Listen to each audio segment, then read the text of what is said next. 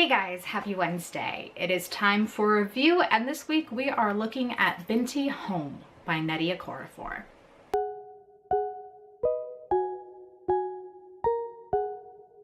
So, first things first, if you haven't read Binti, the award-winning novella that Nnedi Okorafor put out last year, stop, pause, go and read it. I'm not kidding, like 10 out of 10, go read it now. Binti as a series follows a girl named Binti, who is a member of the Himba tribe from Africa. She lives with her family in a small tribal village and is what's called a harmonizer or a master harmonizer, which is basically she has incredibly powerful mathematics skills and the ability to kind of send herself off into a trance wherein she can figure out lots and lots of things with math. And Binti has this ambition to go to university, the problem being that people from the Himba tribe don't often leave and the university is on a totally different planet. So she sneaks away in the first book to go to university, and on the trip there encounters all sorts of craziness. The second book follows her on her way home, trying to figure out who she is now that she's been to university and developed as a person in relationship with her family. There's a lot of really interesting stuff, especially the first book is just fantastic. And the second book has, I think, a lot to offer as well. Someone's a baby kitty. Yeah? Did you want to say hi? Say hi. Say hi. This is Soren. Soren the kitty. Go play.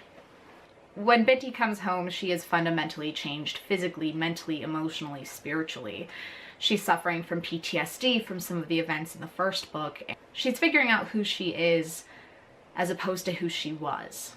This becomes even more complicated when her family becomes involved because, of course, they have very different ideas for who she should be. Basically, who they want and who they know she needs to be are two very different things, and both Binti and her family are having trouble reconciling this. And in the second book, Binti uncovers a darker secret than she thought her family had. And this is revealing new things about her and her family and her relationship to the world around her. I really liked this one, but I'm going to go ahead and say I like it in the same way that I like Empire Strikes Back. It's clearly setting up for something really big to be about to happen, but also sometimes lacks a little bit of the independent direction that the first book had, or that I suspect the third book will.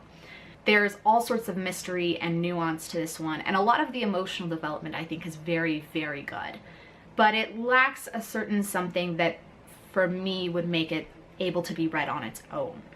I really like a lot of Binti's family. Her father, her siblings, her mom especially, her grandmother. All of these characters I thought were really well done. There are a couple who kind of pop in out of nowhere. One who is supposed to be her best friend who was not mentioned in the first book.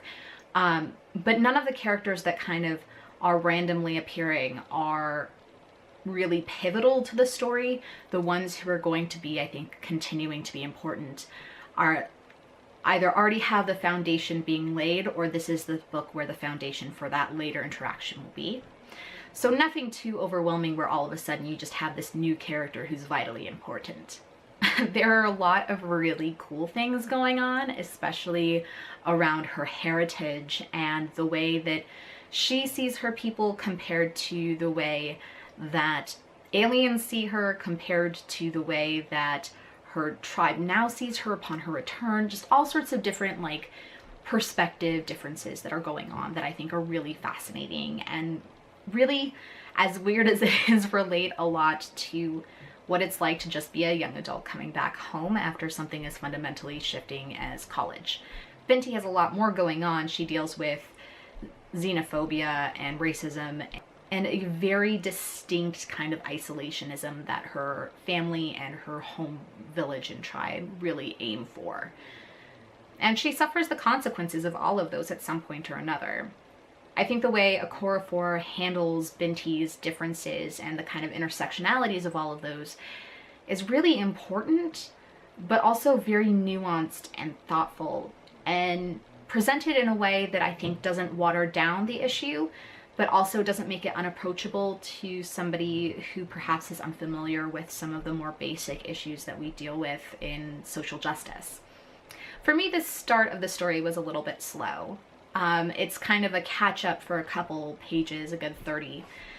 And then you start getting into the story and it really picks up about halfway through. And the second half for me was fantastic. I really enjoyed it. There are a lot of things that are going on in like the science fiction magical realm that are just really interesting and super cool.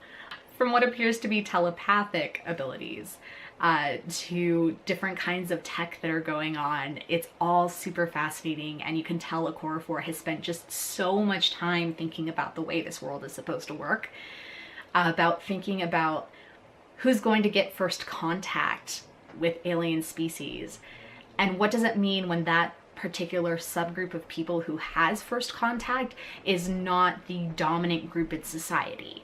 This is a thing that she examines in her book Lagoon that I really like when she brings up, because I think that there's a real distinct possibility and something moreover really important about recognizing what might happen when you kind of flip the dominant narrative of white Western people being the ones to greet aliens. Because let's be honest, there's a really good chance if aliens ever did come to Earth that would not be the case.